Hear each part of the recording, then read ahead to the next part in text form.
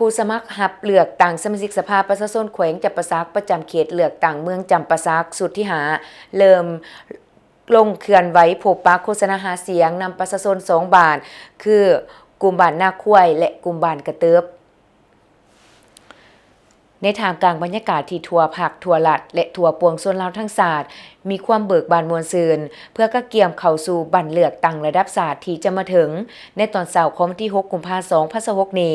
บรรดาผู้สมัครรับเลือกตั้งสมาชิกสภาประชาชนแขวงสุทธิหา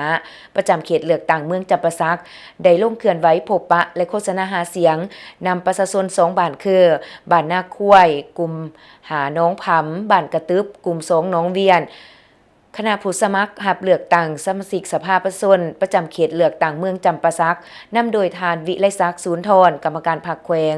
เลขาคณะบริหารงานพรรคเมืองจำปาสักพร้อมด้วยบรรดาผู้สมัครทั้ง6ท่านในการพบปะครั้งนี้บรรดาผู้สมัครได้ผ่านชีวประวัติย่อและผลงานการเคลื่อนไหวที่โดดเด่นในระยะผ่านมา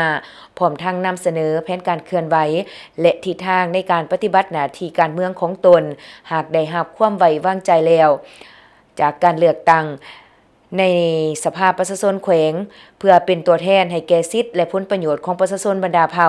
ก็คือกำลังประกอบอาวุธในการติดตามกวดกาการจัดตั้งปฏิบัติรัฐธรรมนูญและกฎหมายให้มีความศักดิ์สิทธิ์ซึ่งการเลือกตั้ง